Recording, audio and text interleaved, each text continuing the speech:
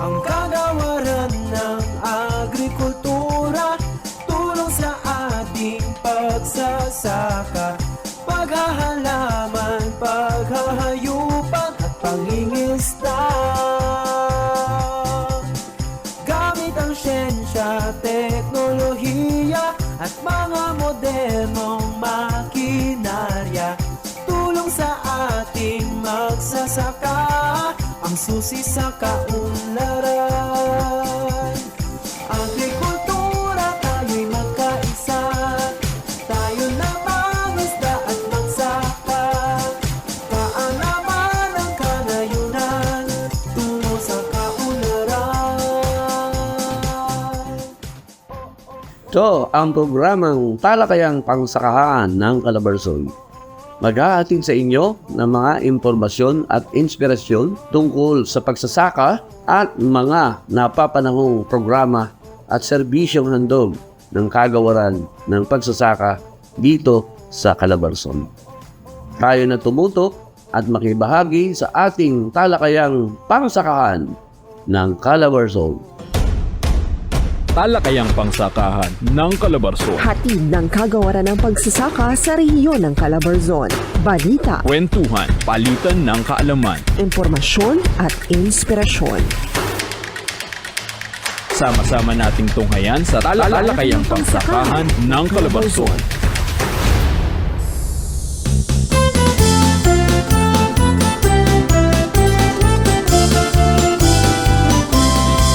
Magandang umaga, Calabarzon, isang masaganang agrikultura at maunlad na ekonomiya po sa ating lahat.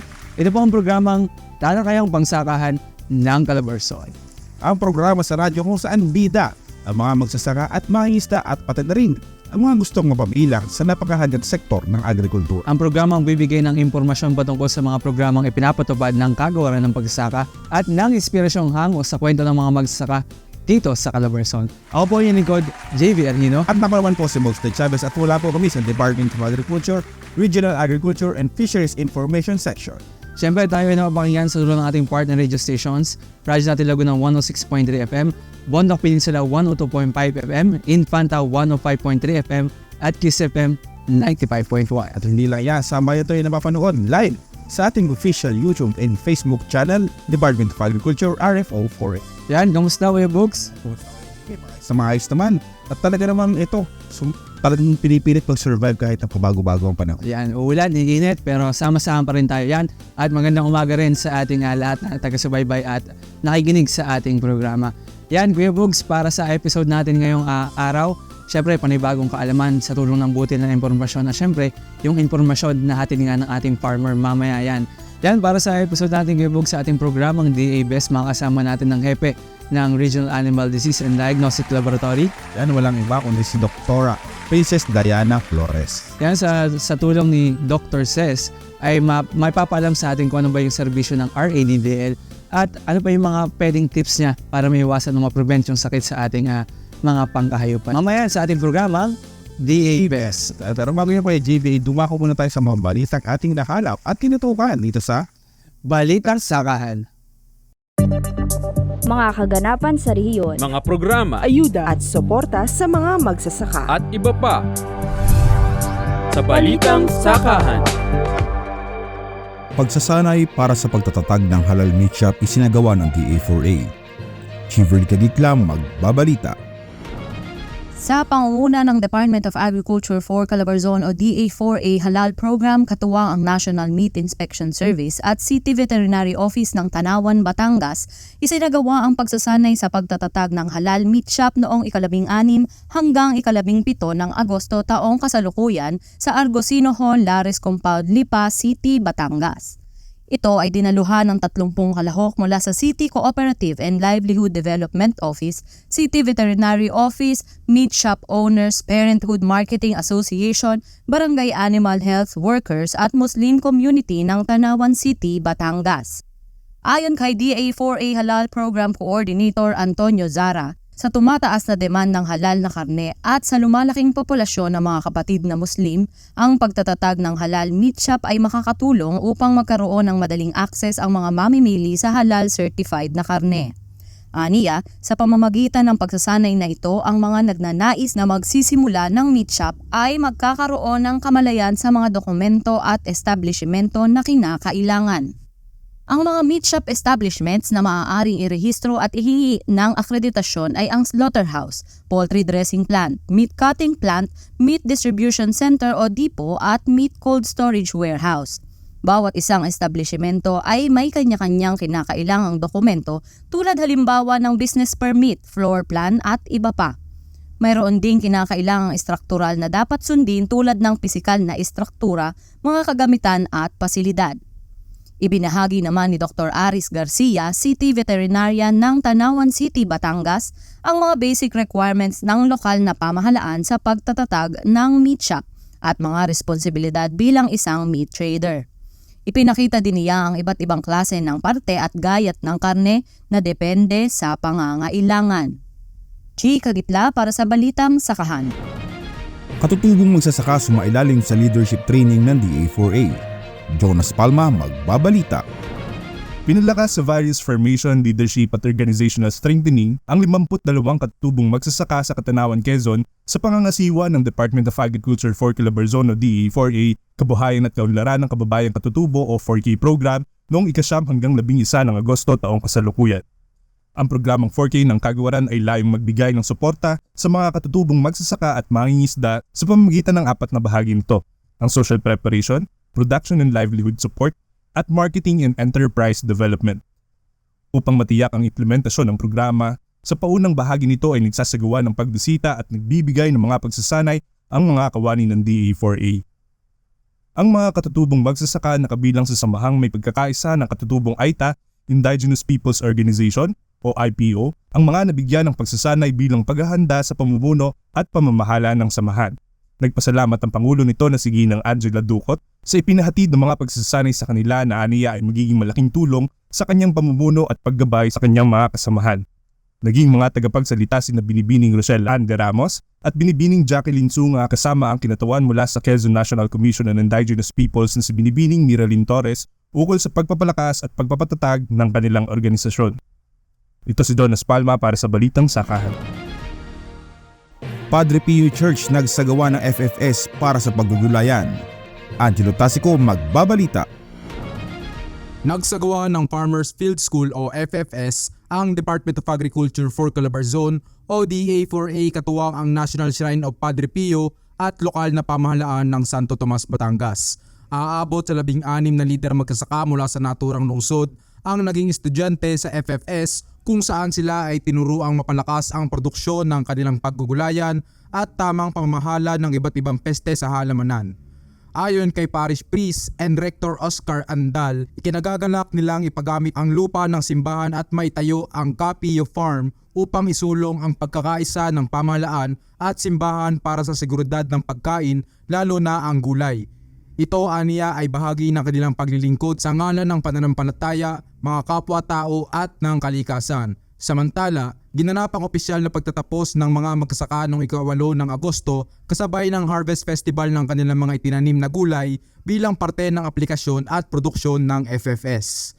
Ang aktibidad ay naisakatuparan sa ilalim ng National Urban and Peri-Urban Agriculture Program o NUPAP ng DA sa pangunguna ni na DA4A Regional Executive Director Milo de los Reyes, Field Operations Division Chief of NUPAP, Focal Person Engineer Edelisa Gruezo, Agricultural Program Coordinating Officer o APCO para sa Batangas, Elizabeth Gregorio, representante ng Bureau of Plant Industry o BPI para sa NUPAP, Santo Tomas Mayor Attorney Arthur June Marasigan at iba pang kawani ng DA4A. Ako si Angelo Tasico para sa Balitang Sakahan. Pag-aaral sa daloy ng mga produktong agrikultural patuloy na isinusulong ng DAPRDP RPCO Calabarzon. Mayrel Biasa magbabalita.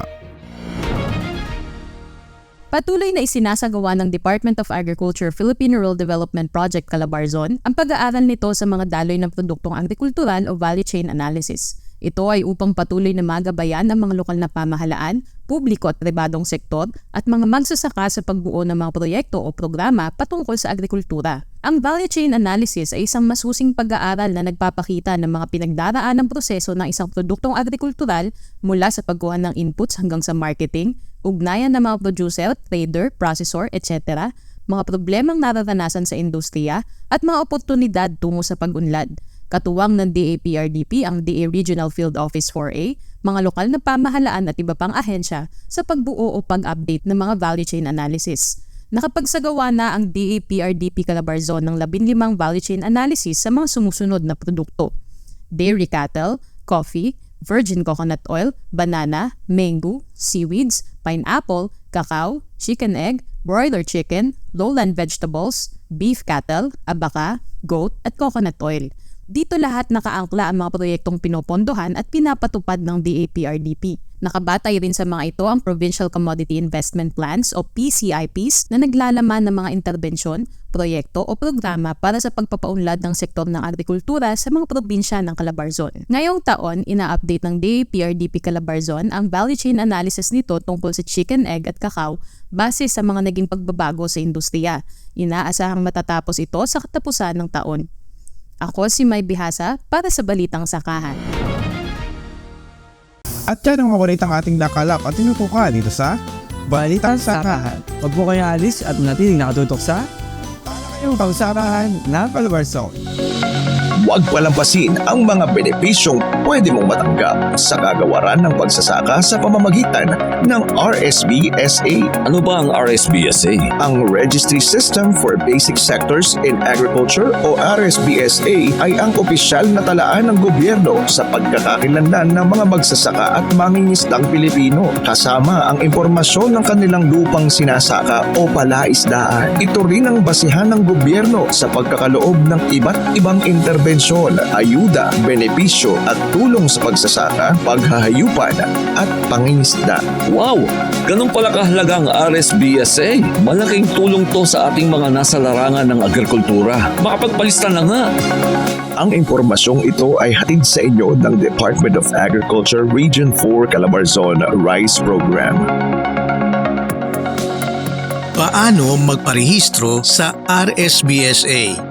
Rehistrado ka na ba sa talaan ng pamahalaan sa pagkakakilanlan ng mga magsasaka at mangingisda? Kung hindi pa, narito ang 4 basic steps para magpalista sa Registry System for Basic Sectors in Agriculture o RSBSA. Una, ihanda ang mga kaukulang dokumento gaya ng orihinal na kopya ng titulo ng pagmamayari ng lupang sinasaka o kasunduan sa pagsasanla o ng renta sa lupa, orihinal na government ID at latest 2x2 ID picture. Pangalawa, pumunta sa inyong city o municipal agriculture office at isumite ang inyong mga dokumento. Pangatlo, kumuha at sagutan ang RSBSA enrollment form. Pagkatapos sagutan, apirmahan ang form sa inyong barangay chairman, city o municipal agriculturist at city o municipal agricultural and fishery council chairman. At panghuli, kunin ang RSBSA enrollment stub na magsisilbing patunay na rehistrado ka na sa RSBSA. Ingatan ito dahil ito ang magtitiyak na ikaw ay kwalipikadong benepisaryo ng anumang programa ng kagawaran. O di ba madali lang? Kaya huwag ka nang magpahuli pa at mag-register ka na sa RSBSA. Ang impormasyong ito ay hatid sa inyo ng Department of Agriculture Region 4 Calabarzon Rice Program.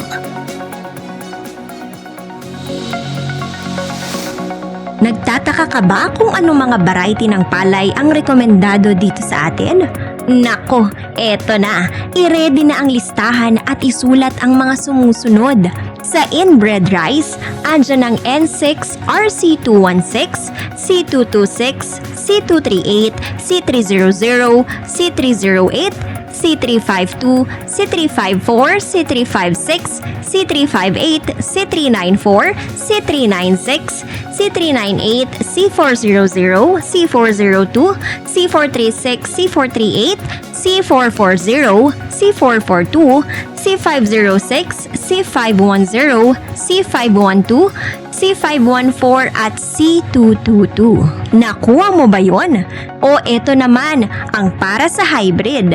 Mestizo 6, Mestizo 20, Mestizo 21, Mestizo 38, Mestizo 46, Mestizo 48, Mestizo 55, Mestizo 63, Mestizo 67, Mestizo 68, Mestizo 70, Mestizo 71, Mestizo 79, Mestizo 82 at Mestizo 90. Madami-dami, di ba? Madami rin ang pakinabang nito para sa ating mga consumers at farmers. Ang paalalang ito ay hatid sa inyo ng Department of Agriculture Region 4 Calabarzon Rice Program.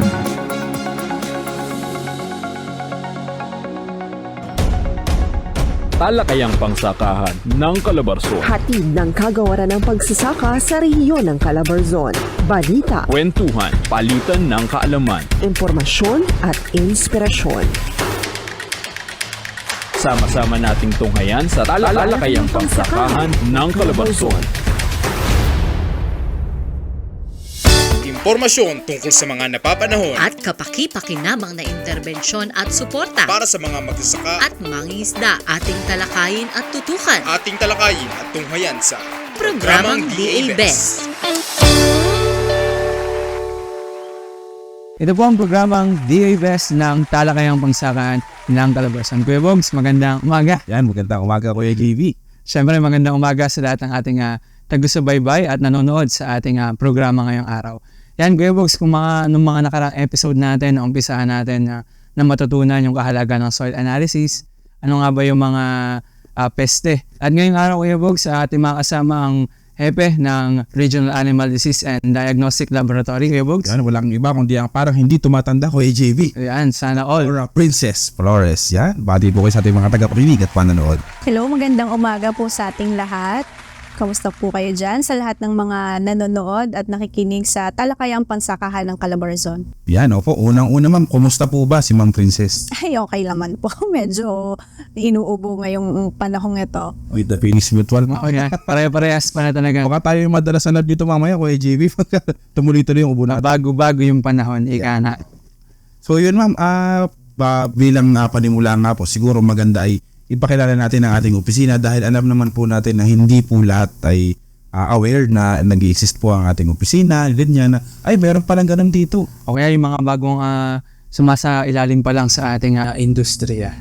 Yes po. Bali po, ang Regional Animal Disease Diagnostic Laboratory, ito po ay natatag noong 1979 pa. So, yes po. Sa pangunguna po ng dating BAI Director at ng LIPA, sorry. Yung LIPA Rotary Club of LIPA. Ayun po. Bali, ang services po ng laboratory, we conduct testing and non-testing services para po sa pagsuporta sa mga regulatory requirements like for transport, farm accreditation, and for disease surveillance and disease diagnosis for animal health. Opo, talaga napakalawak nagiging saklaw nito. Tsaka kung mapapansin mo doon sa mga nakaraan nating episode, lagi nilang kapartner ng regulatory division. Yan, mga nag-implement ng ating batas patungkol sa ating mga pangkakain. Tsaka yung location nila talaga magka-partner din. Yan. Halos magkapatbahay. Saan nga po matatagpuan ang ating opisina? Ang Regional Animal Disease Diagnostic Laboratory po ay matatagpuan sa Tangko Drive, Marawi, Lipa City. Bali, katabi lang po kami ng opisina ng Regulatory Division ng DA Region 4A. Sa likod ng isang malaking shopping mall. Yan. Sabihin, dahil free advertisement. Yan. So yan ma'am, Doc Ses, nabanggit mo na yung iba't ibang mga activities natin sa laboratory or services. Sino ba po ang pwedeng lumapit sa inyong tanggapan or laboratorio? Pwede naman pong pumunta sa amin yung mga farmers po natin na pwedeng nagsisik ng consultation. Libre naman po ito. Yun nga lang pong testing po ang may bayad.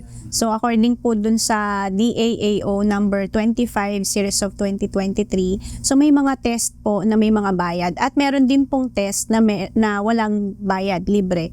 So for for necropsy, yun po, may bayad po yan. So kung magpapatest po sila ng kanilang mga alagang manok, baboy, or kambing, so po pwede po nilang dalhin ito sa laboratorio, yung mga may sakit, at ipa-examine. Yan o, nasaksihan natin yung necropsy. Yan, imbitahan tayo naman para ma-document yung ang proseso.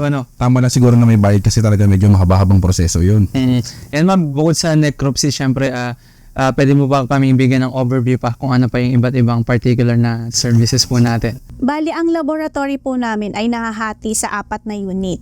So, meron po kaming pathology, bacteriology, parasitology, and virology. So, ang medyo malawak po ang saklaw ng virology kasi halos lahat ng mga kinikater namin na testing is nakapatungkol sa mga viruses.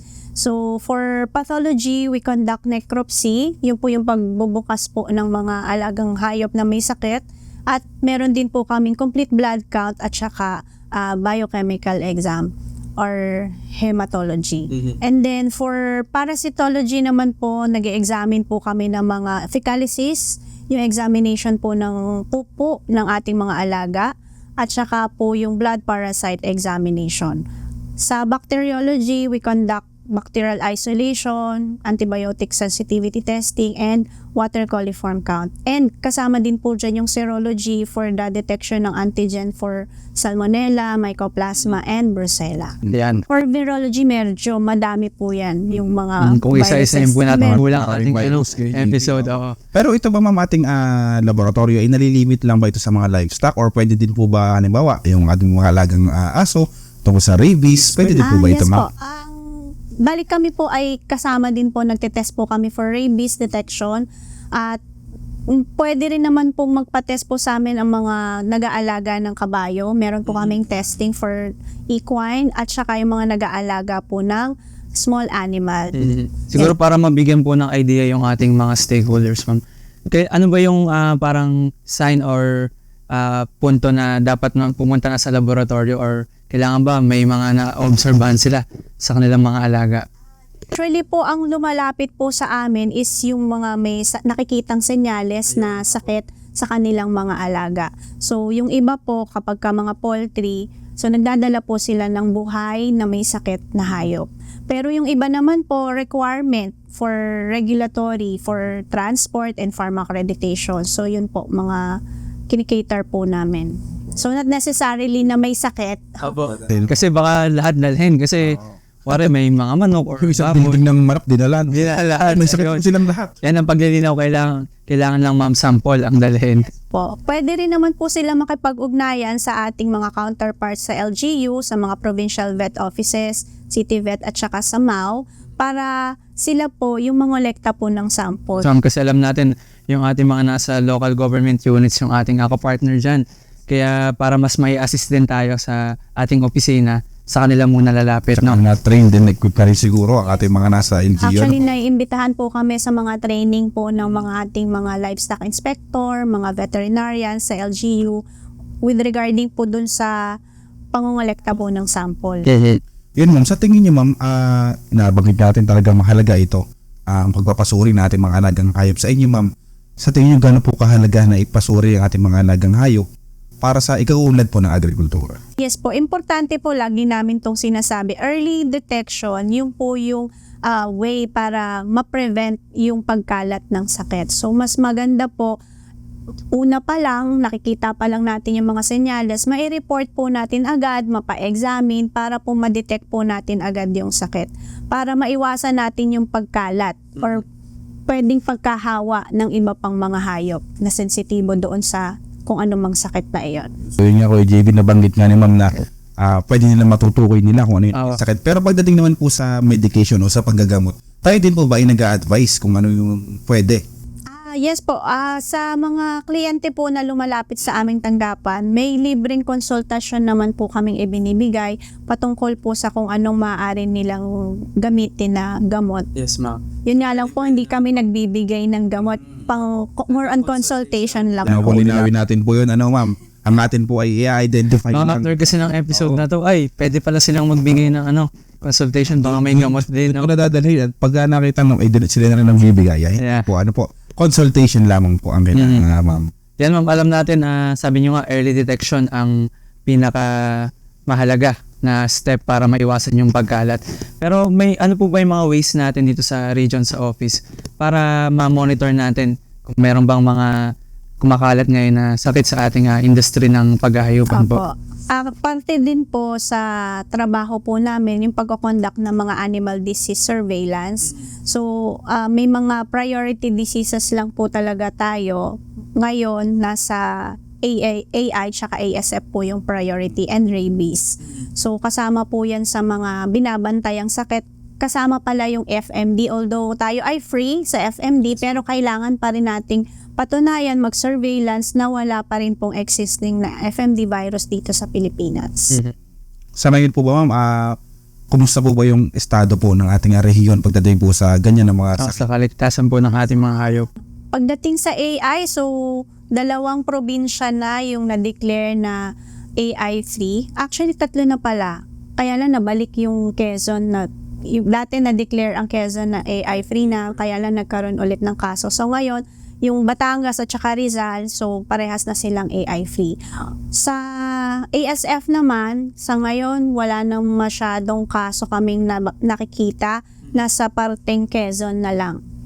Tsaka alam ko ma'am, yung ating RADDL po ay part din po ng parang bantay ASF na task force po. Yes po. Para kumbaga kung ano yung mga na naging free na si ASF ay hindi na muling kumbaga matamaan muli ng sakit. Yan ma'am, sa tinagal-tagal mo na po sa serbisyo ma'am, dinaanan nyo na yung ASF, yung AI. Meron ka ba mga kwento o experience na hindi malilimutan na muntik ng ayoko na nga ng trabaho na to? Meron po ba maikwento nyo naman po sa amin ma'am? Ang medyo talagang matrabaho yung pagdating sa outbreak, ang medyo masakit lang talaga yung sasabihin mo sa farmer na kailangan mong i-depop or ikal yung kanilang mga alaga. Syempre nafe-feel naman natin na kabuhayan nila yon. Napakasakit din sa damdamin namin na sabihin sa kanila yun. Kaya lang yun po ang kailangan gawin. So medyo yun yung isa sa challenging. So kahit madaling araw nangongolekta kami ng sample. Okay. Kasi most likely ayaw namin nung kami ng crowd pag nangongolekta kami ng sample kasi para maiwasan yung chismis, mga kung ano-anong mga bali-balita na mali naman ang mapapakalat. So, yun po yung isang mahirap. And ngayon po, nakikiusap kami sa mga farmers na kung sakali pong meron po kayong na-observe na hindi kahina-hinalang mga sakit kagaya po ng AI at saka ASF, i-report nyo po agad para maiwasan po natin yung pagkalat ng sakit na ito at makipagtulungan po tayo sa mga government offices sa pangungulekta po ng sample kasi isa sa challenge din sa amin yung mga ayaw magpakolekta ng sample. So medyo kumbaga hindi natin sila masisisindok kasi yung kabuhayan nila doon nakadepende. Yes, natatakot sila na baka pag nagpa-test sila at mag-positive, papatayin yung mga alaga nila kaya ayaw nilang magpa-test. Pero gusto ko po sanang ipaunawa sa lahat na yun po ay protocol, national protocol na kailangan po nating gawin. Yan, kumbaga isang mensahe din to na alam natin, nararamdaman namin kayo at may simpatya tayo sa ating mga kliyente. Kaso, dapat ang isipin natin di lang yung pang sarili. Ma'am, kumbaga para ito sa industry ng livestock talaga. Industry. Parang yung COVID dati, talagang buti nga, hindi tayo dinipap. Diyos ko po, huwag naman po mangyayari. Pero yun nga, maganda yun na sample sa atin. Kasi tayo din naman, ma'am, hindi natin masisisi yung ating mga parents pagdating sa kanilang alaga. Kasi kung doon sa COVID, takot din tayo magpa-test kaso for the safety ng ating mga kasama. Pero yun nga ma'am, sabi nga natin kanina ay yung early detection.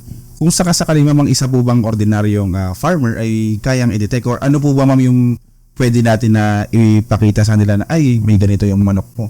Ano po ba yung mga una-una nila nakikita sintomas? For AI po kasi talagang notifiable disease po yung AI. Pag sinabing notifiable, kailangan i-report po talaga pag merong ganitong senyales. So pagka medyo mataas yung mortality na nakikita nila dun sa farm, yun po ay isa ng senyales na kailangan nilang mag-report, lumapit sa tanggapan ng mga LGU, mga Provet, CityVet at saka MAU para i-report po at makolektahan ng sample para ma-detect kung may AI po talaga doon sa kanila. Paano ba yun ma'am? Halimbawa ang isang manok ay sinisipon po ba o paano po yung mga respiratory signs, kumbaga. May visible po ba na signs? Yes po, pero ang talagang may mga kahalintulad kasing sakit ng AI kagaya ng ND, which is endemic talaga sa Pilipinas, at halos parehas lang yung senyales. Yun nga lang, kailangan ma-differentiate through laboratory testing. So ang senyales niyan, pwedeng neurological signs, yung umiikot yung ulo, pwedeng lameness, walang ganang kumain, tapos yun nga po, may respiratory signs, ubo, sipon, halak, at sa AI, medyo mataas yung mortality. So hindi lang po siguro ang pinag-uusapan natin dito yung mga manok na kulay puti, yung mga nangingitlog. Ang mga panabong po ba ay apektado? Lahat po ng may Apektado pakpak. po talaga. Lahat po ng may pakpak ay po pwedeng maapektuhan kahit ang ating mga alagang racing pigeons. Ay, patay ko nakalapati. Naku, may kalapati. Lahat na may pakpak, sabi nga ni Doc. Yan, malinaw po yung mga nabanggit ni Doc Ses na mga signs o senyales kapag may AI yung ating mga alaga. So yun, ang ESF naman po ayaw natin pag-usapan kasi talagang sabi nga yung madaling na protein ng nakaraan. Pero ngayon po ba ma'am, masasabi niyo po ma'am na ang ASF po ay halos pawala na din dito sa atin? Actually, napakahirap kasi na i-eradicate yung ASF. Siguro matatagalan pa tayo bago tayo maging free sa ASF. Yun lang masasabi ko. Medyo, since wala pa pong bakuna na-approve for... Yes, ma'am. Although meron na, pero not approve pa po. Under research pa rin kasi yung mga vaccine for ASF. Medyo mahirap pa siyang i-control. Hindi kagaya nung sa FMD, meron na talagang bakuna for that. So, nagawa natin. Sana dito sa ASF, kapag sa patuloy na pag-unlad ng teknolohiya at saka kapag may na-approve na bakuna, baka naman opo. Sa mga darating na panahon, ma-eradicate na rin natin.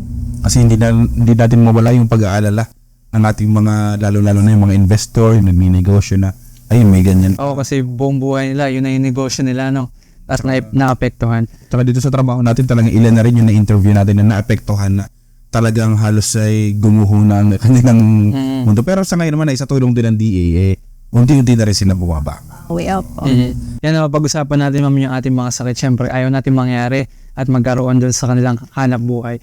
May mga tips po ba kayo para naman maiwasan natin itong mga pagpasok ng sakit ng hayop sa kanilang mga farm? Yes po. Para po sa ating mga farmers, maganda po mapaigting natin yung biosecurity measures natin sa farm. So, mas maganda yung kalinisan, yung sanitation sa farm, yung management, yun. Makontrol natin yung pagpasok ng mga stray animals, pati ng mga peste kagaya ng daga, langaw, ipis na maaaring nagdulot ng sakit sa farm. Talagang kahit saan naman, importante ang kalinisan, sanitation, kasi pag tayo nga, nakakita tayo ng ipis, talagang shoo. Pero, hayop lang siguro hindi nagsasalita, pero ganun din yung nararamdaman nila. Tsaka totoo naman yun kasi Kuya Bogs sa ating mga nabibisitang farm, yung mga may footbath, ma'am, yun ang sample ng biosecurity. Tsaka nararanasan pa natin na talagang hindi tayo nakakapasok sa loob. Yan. Talagang kung meron man ay isa na kailangan pang maligo, nakapang astronaut. Ano man tawag din, ma'am? PPE. PPE, magpapasok sa farm. Naiintindihan naman natin yan. Yan siguro sa oras na ito, ma'am, ay maganda ay maipahatid po natin kung meron ba tayong mga contact number, Facebook page, paano po pwedeng mas madaling malapitan na yung opisina. Yes po. Kami po ay mayroong Facebook page. Maaari nyo pong bisitahin ang RADDL Calabarzon. At meron din po kaming email address, yung raddl@calabarzon.da.gov.ph. Maaari nyo po rin kaming makontak sa aming telephone number na 043-773-5583. Yan, at kagaya ng sinasabi natin lagi sa ating mga episode, kung maiparating man sa atin sa mismong Facebook page ng Department of Agriculture RFO4AA, ipo-forward naman natin ito sa mga concerned offices. Yan, maraming salamat po, Doc Ses, sa inyong oras po. Salamat po, Doc Ses. Marami na kayong natutunan, Kuya JB. Parang ayaw ko nang pakitang may sakit ako ngayon. Baka mabates ka sa RAD. Baka mamaya, So yan po, bago-bago man ng panahon, Kuya JB, hindi magbabago ang mga kaalaman at mga impormasyong ihahatid ng ating programa, lalo-lalo na sa pagbabalik ng Talakayang Pagsakahan ng Calabarzon. Ang Pilipinas ay panglima sa buong mundo sa pinakamapapahamak kapag may kalamidad. Dahil dito, inilunsad ng Department of Agriculture katulong ang System-Wide Climate Change Office, ang programang tinatawag na Climate Resilient Agriculture na naglalayong pag-ibayuhin ang produksyon at kita ng sektor ng agrikultura sa kabila na nagbabantang sakuna. Hangad din ito na mabawasan ang greenhouse emission at carbon sequestration sa pamamagitan ng siyam na estratehiya na iminungkahi ng dalawang tanggapan gaya ng agricultural diversification, climate resilient crops, sustainable mechanization, enterprise development, agricultural financial services, learning platform, farmers database, at soil and water management. May sasakatuparan ang pagiging climate resilient ng pagsasaka na siyang prioridad ng nasabing programa. Ang kaalamang ito ay hatid sa atin ng Department of Agriculture Region 4A Calabarzon Corn Program.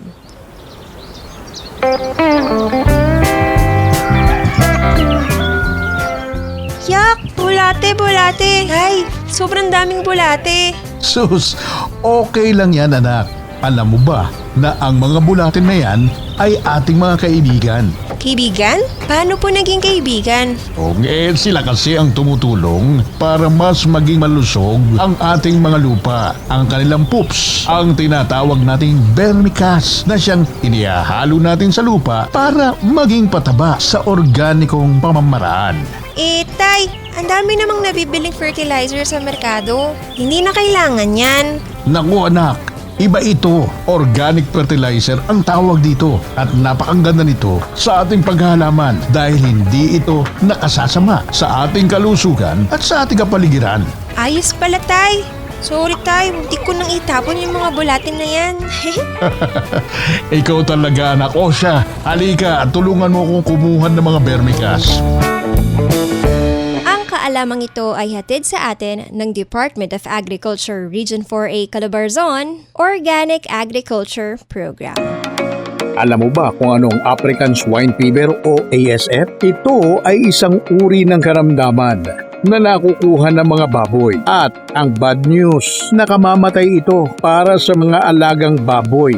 At mabilis itong nakahahawa. Pero take note, ang sakit na ito ay walang epekto o hindi nakahahawa sa ating mga tao. Maaari naman itong maiwasan sa pamamagitan ng hindi pagpapakain ng tira-tirang pagkain. Dapat din ang agad na pagtatapon ng mga tirang pagkain ng baboy. Pagsunod sa mga alituntunin ukol sa tamang pag-aalaga ng baboy. Huwag din kalimutan ang pagbibigay ng tamang kagamitan sa mga tauhan o mga bisita sa iyong babuyan. Isa rin ang pagtitiyak na mga baboy na mo, ibang mga hayop at materyales ay hindi mailapit sa mga alagang baboy at mahalaga din ang pagiging updated sa mga impormasyon ukol sa ASF.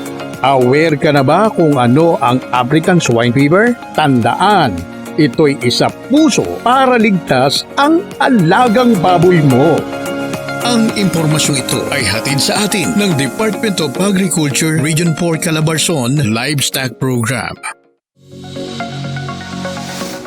Kasabay ng tamang pag-aalaga ng pananim ay ang pagpuksa sa mga peste at sakit na maaaring dumapo sa iyong mga aanihing palay. Isang sakit ng palay na nagdudulot ng panunuyo ng dahon hanggang ito ay magiging kayumanggi ay ang bacterial leaf streak o BLS.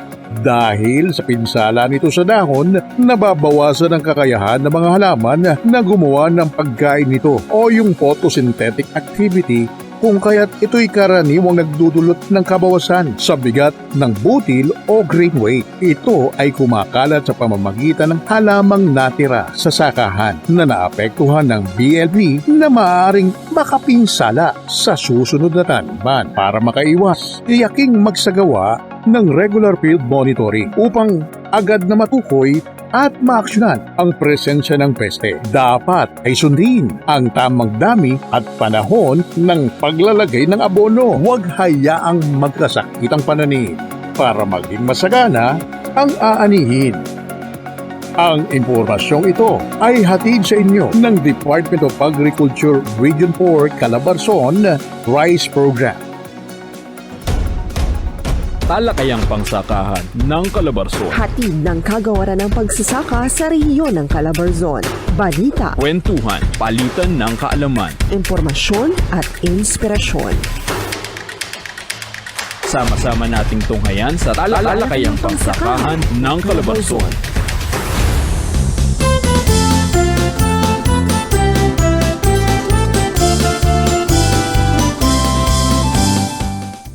Ani at iba pang produkto at serbisyo. Mula sa mga magsasaka at mangingisda. Kitang-kita sa Agri-Tindahan. Agri-Tindahan.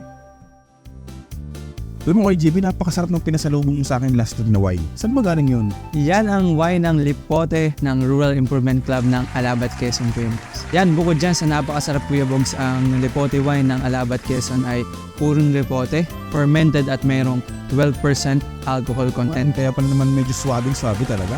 Siyempre, at kinoconsider yan na antioxidant at anti-hypertensive.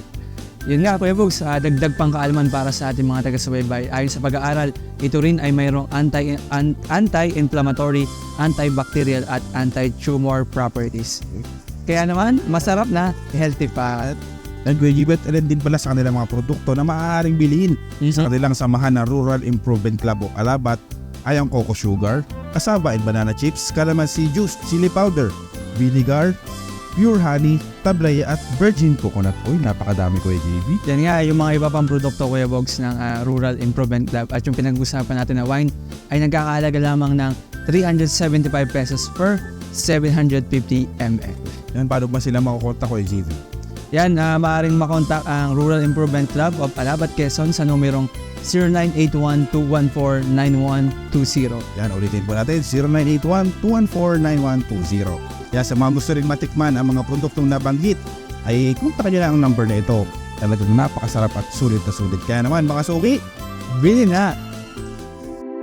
Pinalalakas at pinapaunlad ng Department of Agriculture ang grupo ng mga magsasaka at mangingisda sa pamamagitan ng programang Farm and Fisheries Clustering and Consolidation o F2C2. Isa sa mga bentahing hatid ng programa ay ang Market Facilitation o Linkage, kung saan sigurado na ang maigting at direktang ugnayan ng sektor sa mga mamimili ng kanilang kalakal o sa mas malalaki pang global value chain. Ilan sa mga oportunidad ng isang FCA na magpapasailalim sa programa ay ang mapabilang sa kadiwa ni Ani at Kita, trade fairs, local at international exhibits, kaalaman at access sa iba't ibang digital marketing platforms, market matching, kasama ang naglalakihang institutional buyers, pagkakaroon ng ugnayan o partnership sa mga mauunlad na FCA, at investment fora na makakatulong sa pagpapalawig ng kaalaman sa agribusiness.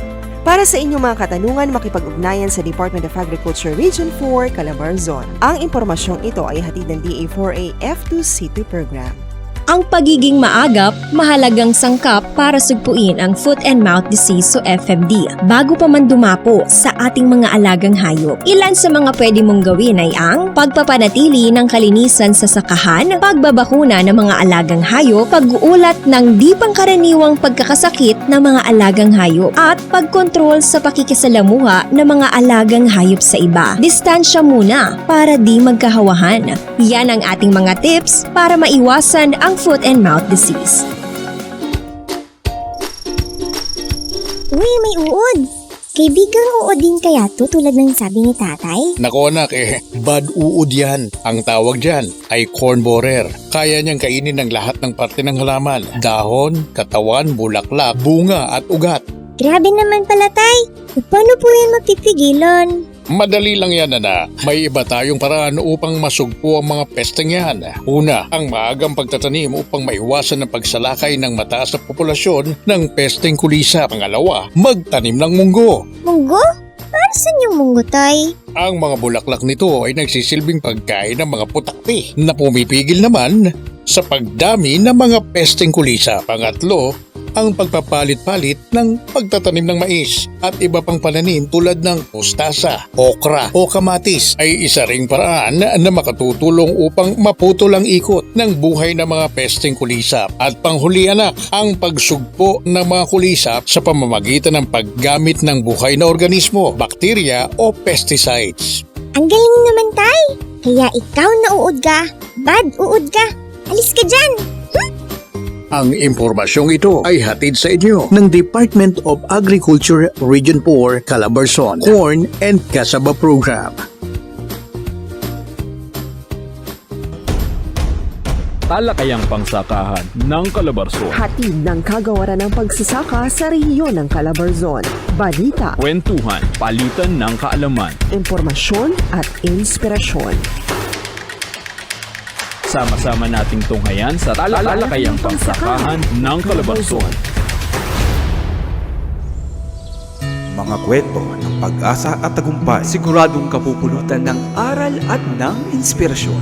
Ating tunghayan Sa Agri-Story.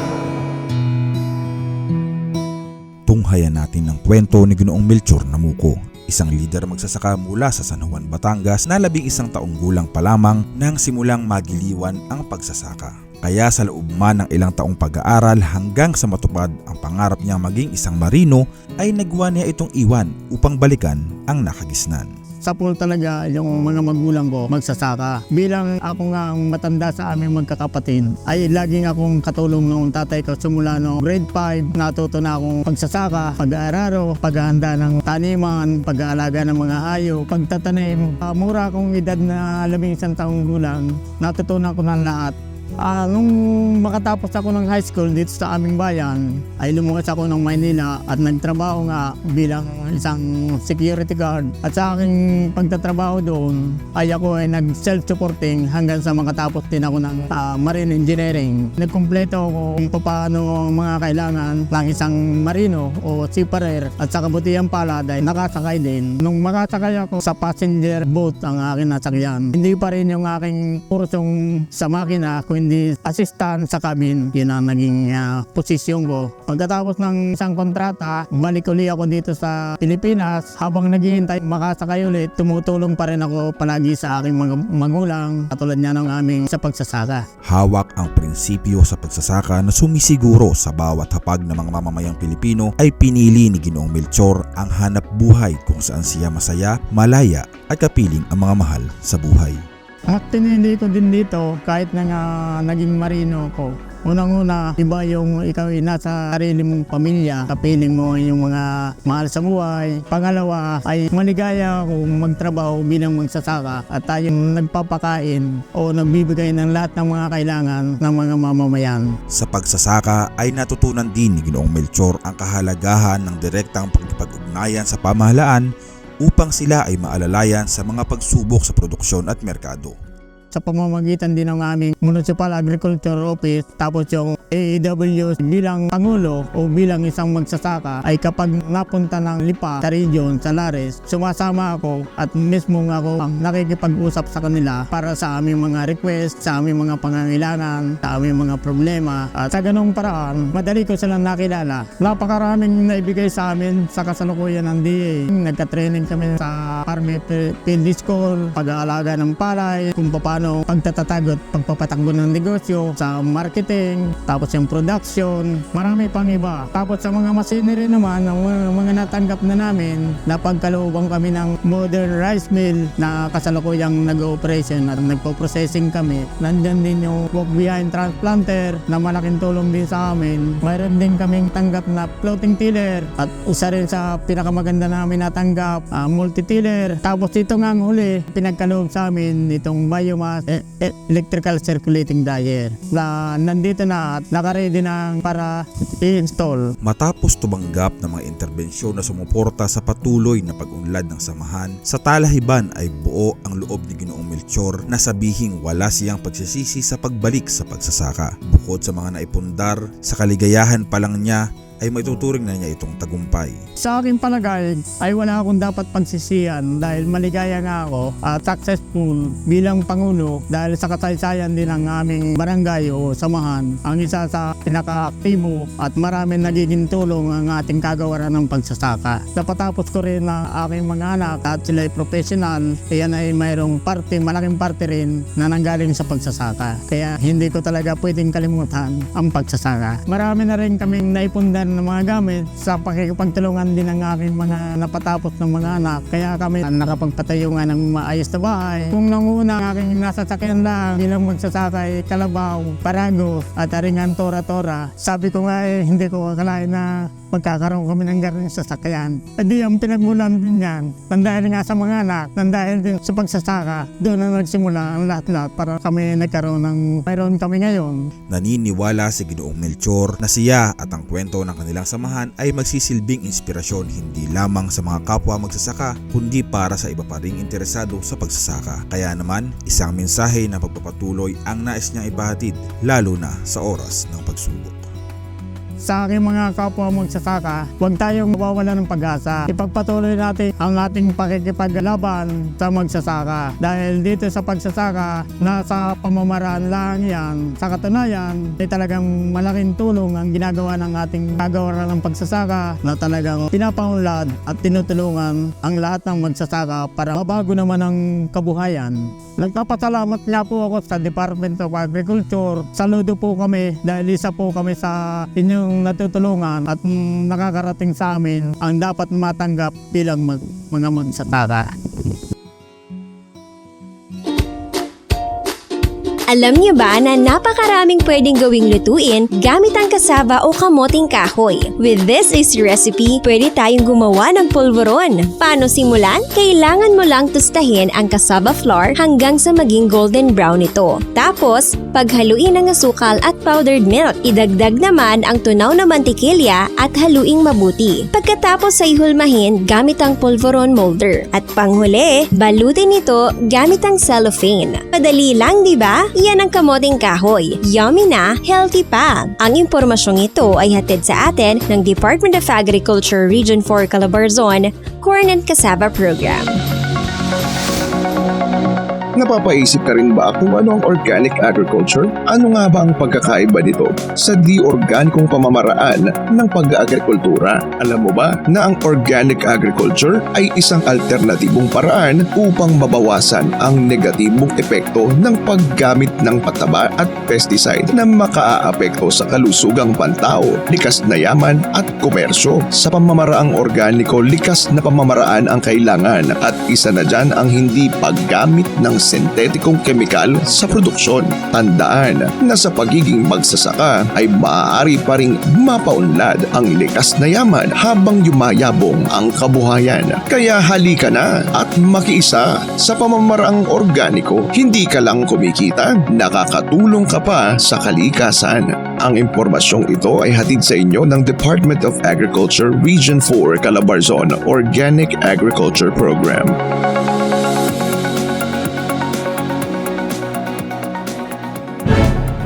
Noong 2009, lumitaw ang pandemic na H1N1 na isang uri ng sakit na natatagpuan sa hayop. Makalipas ang ilang taon, umusbong din ang swine diseases sa iba't ibang bansa na naging banta sa kalusugan ng mga alagang hayop at ng tao.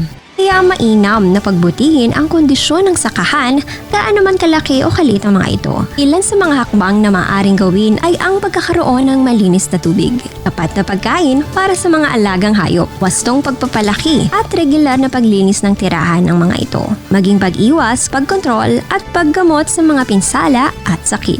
Ang paalalang ito ay hatid sa atin ng Department of Agriculture Region 4A Calabarzon Livestock Program. Ayon sa Philippine Dairy Updates ng National Dairy Authority noong 2018, ang Pilipinas ay umangkat pa ng malaking supply ng gatas sa ibang bansa dahil sa patuloy na pagtaas ng pagkonsumo sa mga ito ng mga Pilipino. Sa kabila ng malawak na lupang pwedeng gamitin para sa livestock, inakaharap pa rin ng mga magsasaka ang isang malaking suliranin at ito ang kakulangan sa feed na siyang ipinapakain sa mga hayop upang makapag-produce ng gatas. Dahil dito, pinangunahan ng Bureau of Agricultural Research o BAR ang paghahanap ng feed na magagamit buong taon Ang kanilang sinusulong ay ang corn-based silage. Ang silage ay isang feed material na gawa sa fermented byproducts na matatagpuan sa sakahan, katulad ng grasses, forage corn, at corn stubber. Ang mga ito ay dapat may 65 hanggang 75% moisture content. Tinatadad at nakalagay sa lalagyan na hindi mapapasukan ng hangin. At ang tawag sa prosesong ito ay insiling. At ang tawag naman sa lalagyan ay silo. Dahil sa silage na ito, tumaas ang produksyon ng gatas sa bansa ng 10 hanggang 11 litro kada araw. Ang mga magsasakarin ay nagkaroon ng pwedeng pagkakakitaan at nabawasan ng dependence ng bansa sa imported na gatas. Ang impormasyong ito ay hatid sa atin ng Department of Agriculture Region 4 Calabarzon Livestock Program.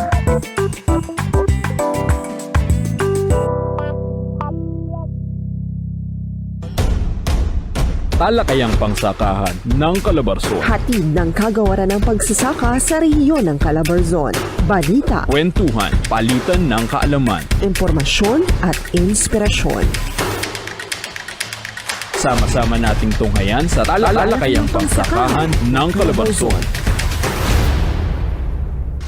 Bawat tanong, tutugunan sa Util ng impormasyon.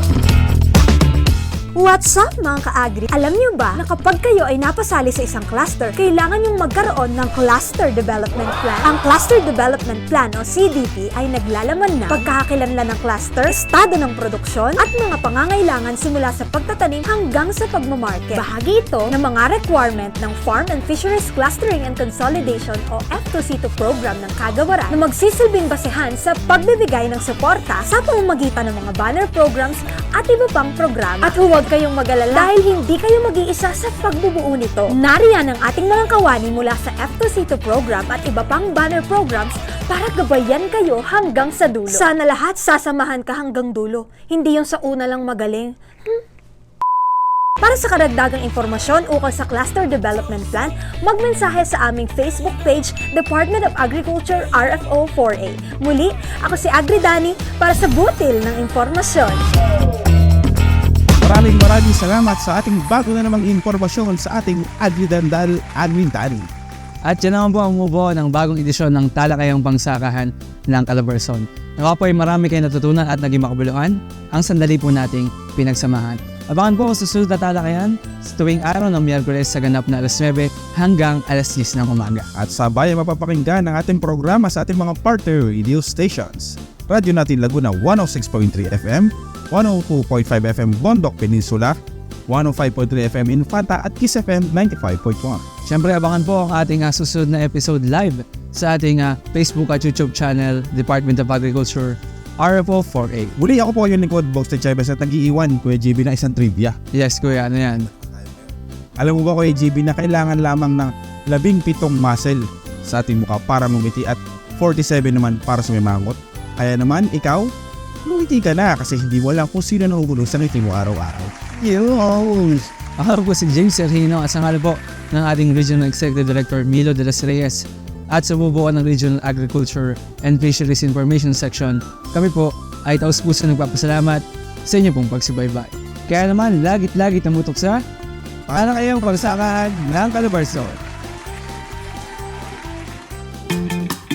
Dagdag na kaalamang kapaki-pakinabang ating aabangan. Sa susunod na edisyon ng Talakayang Pangsakahan ng Calabarzon. Tumutok na muli sa ganito pa ring araw at oras.